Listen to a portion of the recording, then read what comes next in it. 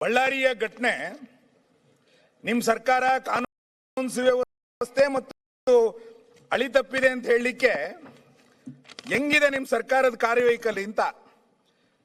ಆ ಘಟನೆಗೆ ಆಮೇಲೆ ಹೋಗ್ತೀನಿ, ನಾನು ಬಳ್ಳಾರಿ ಘಟನೆಗೆ ಹೋಗ್ತೀನಿ, ಜನಾರ್ದನ್ ರೆಡ್ಡಿ ಅವರು ಮಾತಾಡ್ತಾರೆ. ಆ ಬಳ್ಳಾರಿ ಘಟನೆಗೆ ಸಂಬಂಧಪಟ್ಟಂತೆ ಇವತ್ತು 29ನೇ ತಾರೀಕು, 27ನೇ ತಾರೀಕು ಡಿವೈಎಸ್ಪಿ ಅನ್ನ ವರ್ಗಾವಣೆ ಮಾಡಿದ್ರು.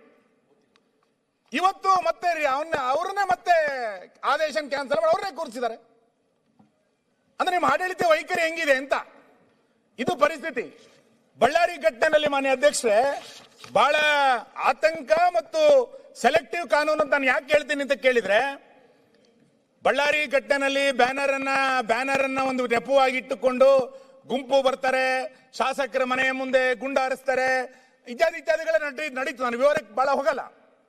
ಆ ಘಟನೆ ನಡೆದಾಗ ಸರ್ಕಾರ ಹೆಂಗ್ ನಡ್ಕೊಳ್ತು ಅಂತ, ಒಬ್ಬ ಶಾಸಕ ನನಗೆ ರಕ್ಷಣೆ ಕೊಡಬೇಕು, ಗುಂಡಲ್ಲಿ ನನಗೆ ಹತ್ಯೆ ಮಾಡ್ಲಿಕ್ಕೆ ಬಂದಿದ್ದಾರೆ ಅಂತ ಕೇಳಿದಾಗ ಇಲ್ಲಿಯ ಒಬ್ಬ ಮಂತ್ರಿ ಜನಾರ್ದನ್ ರೆಡ್ಡಿ ಅವರಿಗೆ ರಕ್ಷಣೆ ಬೇಕಾಗಿದ್ರೆ ಅಮೆರಿಕಕ್ಕೆ ಹೋಗಿ, ಇರಾಕಿಗೆ ಹೋಗಿ, ಇರಾನಿಗೆ ಹೋಗ್ಬೇಕು ಅಂತ ಹೇಳ್ತಾರೆ ಅಂತಂದ್ರೆ ರಾಜ್ಯದಲ್ಲಿ ವ್ಯವಸ್ಥೆ ಇದೆ ಅಂತ ಅನ್ಸುತ್ತಾ?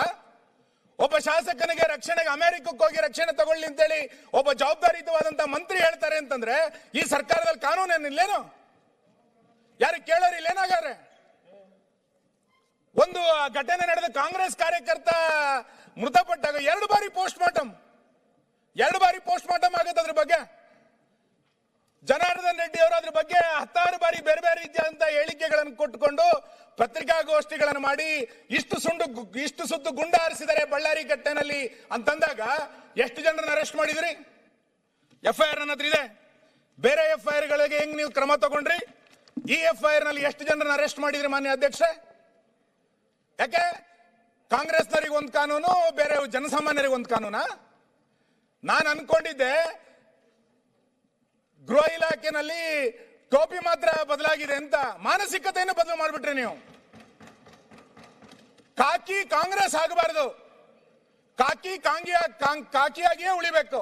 ಕಾಕಿಯನ್ನ ಕಾಂಗ್ರೆಸ್ ಮಾಡಿದ್ದರ ಪರಿಣಾಮವಾಗಿ ಹೇಗೆ ಬೇಕಾದ್ರೂ ಆಡಳಿತ ನಡೆಯುತ್ತೆ ಎನ್ನುವಷ್ಟರ ಮಟ್ಟಿಗೆ ನನ್ನ ಘಟನೆಯನ್ನು ಉಲ್ಲೇಖ ಮಾಡಿದ್ವಿ. ತರೀಕೆರೆನಲ್ಲಿ ಈ ಸದನದಲ್ಲಿ ಜಾರಿ ಆಗದಲ್ಲೇ ಇರುವಂತಹ ಕಾನೂನನ್ನ ಒಬ್ಬ ಇನ್ಸ್ಪೆಕ್ಟರ್ ರೈಟಿಂಗ್ ನಲ್ಲಿ ಒಬ್ಬ ಕಾರ್ಯಕರ್ತನಿಗೆ ಕೊಡ್ತಾರೆ ಅಂತಂದ್ರೆ ಯಾರು ಆಡಳಿತ ನಡೆಸ್ತಾ ಇದ್ದಾರೆ ಕರ್ನಾಟಕದಲ್ಲಿ? ನಾನು ಅದಕ್ಕೆ ಹೇಳಿ ಅಸಹಾಯಕ ಮುಖ್ಯಮಂತ್ರಿ ಅಂತ ನಾನು ಆ ವಿಷಯ ಕೊನೆಗೆ ಬರ್ತೇನೆ. ಯಾರು ಆಡಳಿತ ನಡೆಸ್ತಾ ಇದ್ದೀರಿ? ಬಾಂಗ್ಲಾದೇಶದ ಬಗ್ಗೆ ಚರ್ಚೆ ಮಾಡಕ್ ಹೋದಾಗ ಅಲ್ಲಿ ಯಾರೋ ಒಬ್ಬರನ್ನ ಅರೆಸ್ಟ್ ಮಾಡ್ಲಿಕ್ಕೆ ಹೋಗ್ತೀರಿ. ಶಿಡ್ಲಘಟ್ಟದಲ್ಲಿ ಬ್ಯಾನರ್ ಕಟ್ಟಲಿಕ್ಕೆ ಯಾಕೆ ಬ್ಯಾನರ್ ಅನ್ನ ತೆಗೆದೆ ಅಂತೇಳಿ ಅಧಿಕಾರಿಗೆ ಧಮಕಿ ಹಾಕಿ ಚಪ್ಪಲಿ ಹೊಡಿತೀನಿ ಅನ್ನುವಷ್ಟರ ಮಟ್ಟಿಗೆ ನಿಮ್ ಕಾರ್ಯಕರ್ತರು ಮಾತಾಡ್ತಾರೆ ಅಂತಂದ್ರೆ ರಾಜ್ಯದಲ್ಲಿ ಕಾನೂನು ಸುವ್ಯವಸ್ಥೆ ಚೆನ್ನಾಗಿದೆ, ರಾಜ್ಯಪಾಲರು ಬಹಳ ಚೆನ್ನಾಗಿ ಭಾಷಣ ಮಾಡಿದ್ರು ಅಂತೇಳಿ ನಾವು ಒಪ್ಕೊಂಡು ಮಾತಾಡ್ಬೇಕಾ? ಇಲ್ಲಿ ಗೊತ್ತಿಲ್ಲ ಏನ್ ನಡೀತದೆ ಆ ವ್ಯವಸ್ಥೆ ಅಂತ. ಈ ಹಿನ್ನೆಲೆಯಲ್ಲಿ ನಾನು ವಿಕಾಸ್ ಪುತ್ರ ಹೇಳಿದೆ. ಈ ಹಿನ್ನೆಲೆಯಲ್ಲಿ ನನಗೆ ಸರ್ಕಾರ ಸ್ಪಷ್ಟ ಮಾಡಬೇಕು.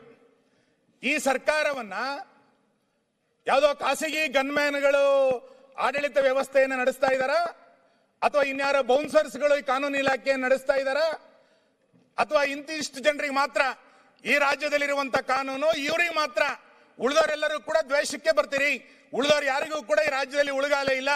ಜನಾರ್ದನ್ ರೆಡ್ಡಿ ಅವರಿಗೆ ಉಪಮುಖ್ಯಮಂತ್ರಿಗಳು ರಕ್ಷಣೆ ತಗೊಳ್ಳಿಕ್ಕೆ ನೀವು ಅಮೆರಿಕಕ್ಕೆ, ಇರಾನಿಗೆ, ಇರಾಕಿಗೆ ಹೋಗಿ ಅಂತ ಹೇಳ್ತಿರಲ್ಲ, ಅದನ್ನು ಅನೌನ್ಸ್ ಮಾಡಿ ರಾಜ್ಯಪಾಲರ ಭಾಷಣದಲ್ಲಿ. ಕರ್ನಾಟಕದಲ್ಲಿ ಕಾಂಗ್ರೆಸ್ನವರಿಗೆ ಮಾತ್ರ ರಕ್ಷಣೆ, ಉಳಿದವರು ಬೇರೆ ದೇಶದ ಕಾನೂನು ನಾಡಿನಲ್ಲಿ ರಕ್ಷಣೆ ತಗೊಳ್ಳಿ ಅಂತ ಹೇಳಿ ನೀವು. ಯಾರಾಗ್ತಾರೆ MLA ಅಭ್ಯರ್ಥಿ 2028 ಶೀಘ್ರದಲ್ಲೇ. ಪ್ರತಿದಿನ ಒಂದೊಂದು ಕ್ಷೇತ್ರದ ಟಿಕೆಟ್ ಆಕಾಂಕ್ಷಿಗಳ ಸಂಪೂರ್ಣ ಮಾಹಿತಿ ಪೊಲಿಟಿಕಲ್ ಜರ್ನಲಿಸ್ಟ್ KM ಶಿವಕುಮಾರ್ ಅವರಿಂದ. ಕರ್ನಾಟಕದ ನಂಬರ್ 1 ಡಿಜಿಟಲ್ ಮೀಡಿಯಾ ನಿಮ್ಮ ನೆಚ್ಚಿನ ಕರ್ನಾಟಕ ಟಿವಿಯಲ್ಲಿ ಮಾತ್ರ. ನೀವು ಸಣ್ಣ ಆಗ್ಬೇಕಲ್ವಾ? ಅದು ಒಂದು ಉತ್ತಮ ಆಹಾರದಿಂದ ಸಣ್ಣ ಆಗ್ಬೇಕಲ್ವಾ? ಪ್ರತಿದಿನ ನಮ್ಮ ಜೀನಿ ಸ್ಲಿಮ್ ನ ಯೂಸ್ ಮಾಡಿ ಯಾವುದೇ ಸೈಡ್ ಎಫೆಕ್ಟ್ ಇಲ್ದಂಗೆ ನೀವು ಸಣ್ಣ ಆಗ್ತೀರಾ.